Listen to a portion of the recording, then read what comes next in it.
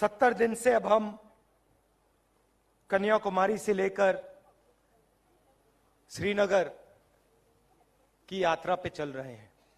तकरीबन 2000 किलोमीटर हम चल लिए हैं और 1500 किलोमीटर और चलेंगे।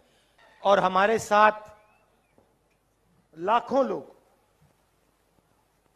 लाखों किसान, बेरोजगार युवा, माताएं, बहनें, आदिवासी, दलित, पिछड़े, अल्पसंख्यक, सब लोग हमारे साथ इस यात्रा पे चल रहे हैं। मीडिया इतना दिखाती नहीं है, मगर अगर आप वहां आए, दिखाते नहीं है बिल्कुल। अगर आप वहां आए तो आपको एक नदी सी दिखाई देगी जिसमें लाखों लोग बह रहे हैं, चल रहे हैं। और नदी में कोई नफरत नहीं, कोई क्रोध नहीं, कोई हिंसा नहीं, सिर्फ भाईचारा।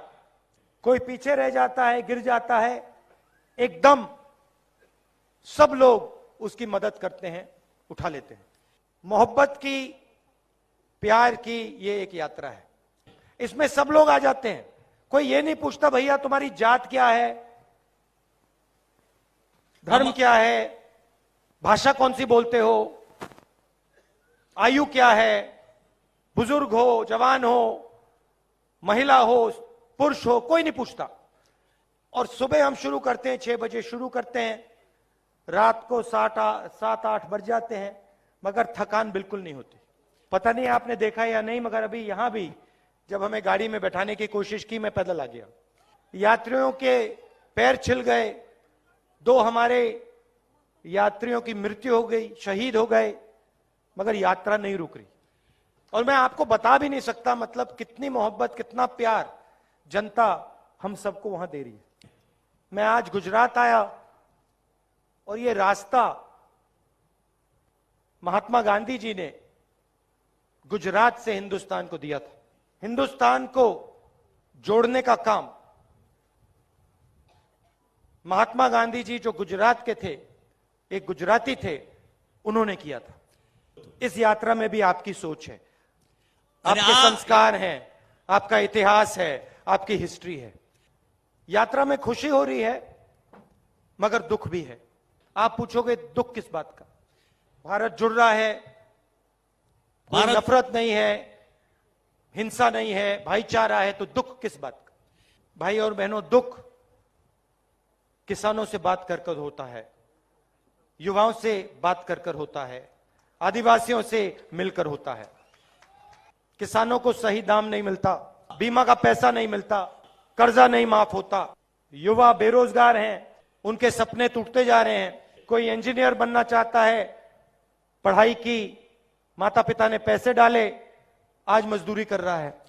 कल शाम को एक युवा हमारी यात्रा में आया, उसका नाम राम था।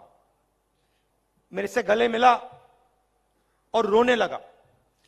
मैंने उससे पूछा क्यों रो रहे हो, क्या हो गया? कहता है कोरोना में मेरा पूरा परिवार मर गया। राहुल, मैं अकेला हूं, मेरा कोई इस दुनिया में नहीं है। अस्पताल में मैंने डॉक्टरों के सामने हाथ जोड़े, रोकर हाथ जोड़े, मेरे माता पिता को उन्होंने नहीं बचाया। मेरे हाथों में मेरी मां ने अपना दम तोड़ा। राहुल, मैं बेरोजगार हूं, मुझे कोई रास्ता नहीं दिख रहा है। यह युवा अकेला नहीं है भाई और बहनों, ऐसे लाखों युवा हिंदुस्तान में हैं। आदिवासियों से बात करो तो कहते हैं हमारी जमीन छीनी जा रही है, बिना हमसे पूछे हमें हटा दिया जाता है और किसी इंडस्ट्रियलिस्ट को, किसी अरबपति को हमारी जमीन दे दी जाती है। कोई मुआवजा, कोई कॉम्पेंसेशन नहीं मिलता, हमें परे कर दिया जाता है और हमारी जमीन, हमारी मां उद्योगपतियों के हवाले कर दी जाती है। और यहां भी वही काम हो रहा है। इसलिए आपने अनंत के लिए ऐसी ताली बजाई, क्योंकि ये आपकी जमीन के हक के लिए लड़ रहा है, आपके भविष्य के लिए लड़ रहा है। इसने कहा कि हम लड़ेंगे, इसको कहना चाहिए हम जीतेंगे। आदिवासियों के साथ मेरे परिवार का बहुत गहरा रिश्ता है। मैं आपको एक कहानी बताना चाहता हूं। मैं छोटा सा लड़का था, 6-7 साल का। दादी ने मुझे, इंदिरा जी ने मुझे एक किताब दी, मुझे सबसे अच्छी लगती थी। उसमें फोटो की किताब थी, तो उन्होंने मुझे एक किताब दी, इतनी बड़ी थी, फोटो की किताब थी। 6 साल का बच्चा था, मुझे आदिवासियों के बारे में इतना मालूम नहीं था। किताब का नाम था तेंदू एक आदिवासी बच्चा, और उसमें किताब एक आदिवासी बच्चे के बारे में थी, और सारे के सारे चित्र, सारे के सारे फोटो जंगल के बारे में, उस बच्चे के बारे में, उसके जीने के तरीके के बारे में थे। और मैं दादी के साथ ये किताब पढ़ता था। दादी मुझे समझाती थी, फोटो दिखाती थी। एक दिन मैंने दादी से पूछा,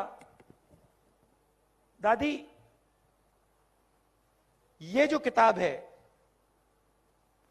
ये मुझे सबसे अच्छी लगती है, आपको इस किताब के बारे में क्या लगता है? तो दादी कहती हैं कि राहुल, ये जो किताब है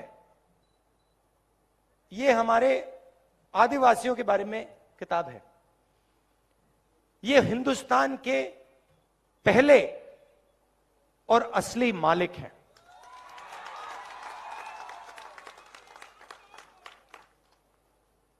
ये हिंदुस्तान के पहले और असली मालिक हैं। और फिर उन्होंने कहा कि अगर तुम्हें हिंदुस्तान समझना है तो आप आदिवासियों को, उनके जीवन को, और जो उनका रिश्ता जल, जंगल और जमीन के साथ होता है, उसको समझ लो।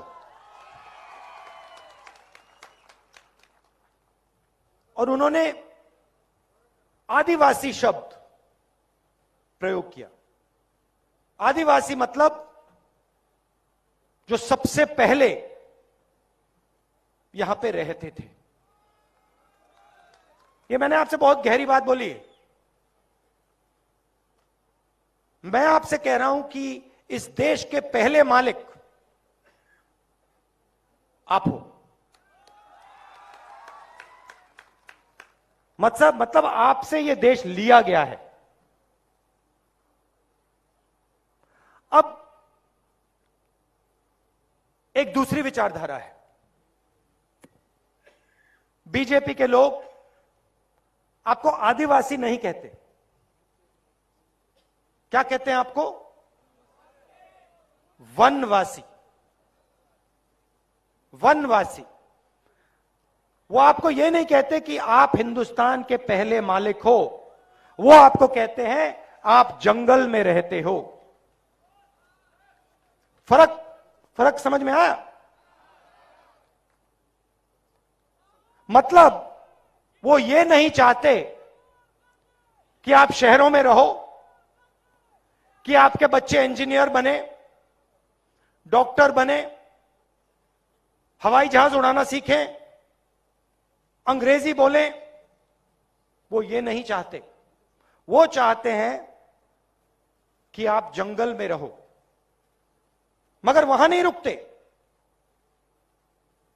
उसके बाद वो आपसे जंगल छीनने का काम शुरू कर देते हैं। सही बात? तो आज से अगर इनका काम चलता गया, 5-10 साल बाद सारा का सारा जंगल इनके 2-3 उद्योगपतियों मित्रों के हाथ में होगा, और आपको रहने की कोई जगह नहीं होगी, आपकी शिक्षा नहीं होगी, आपको स्वास्थ्य नहीं मिलेगा, आपको रोजगार नहीं मिलेगा।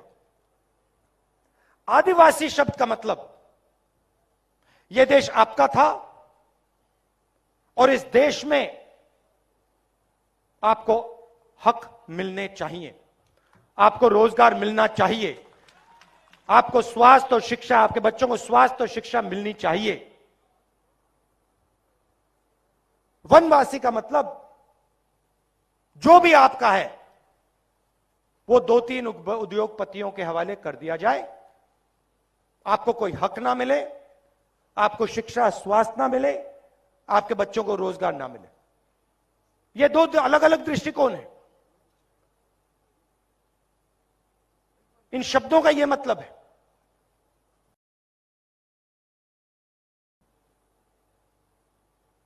आप वनवासी नहीं हो, आप आदिवासी हो और यह देश आपका है,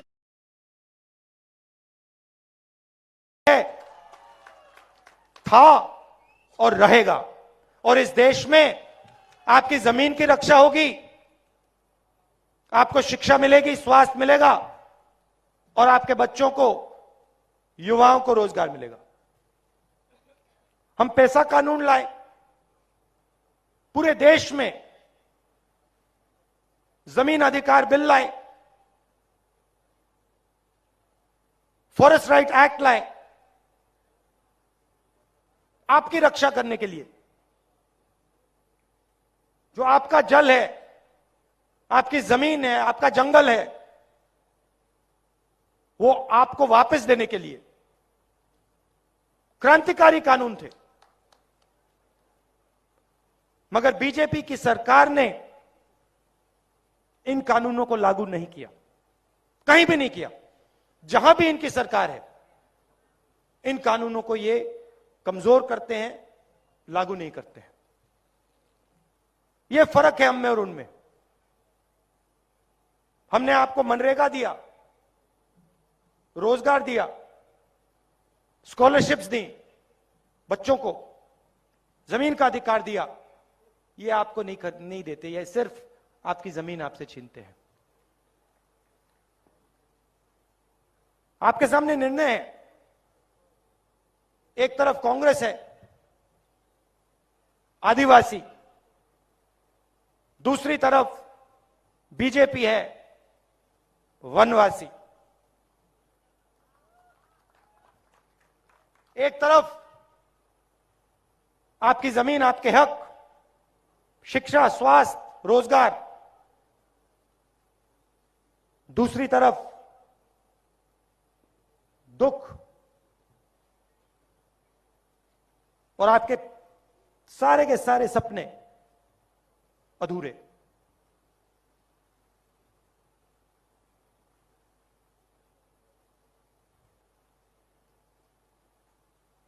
हम चाहते हैं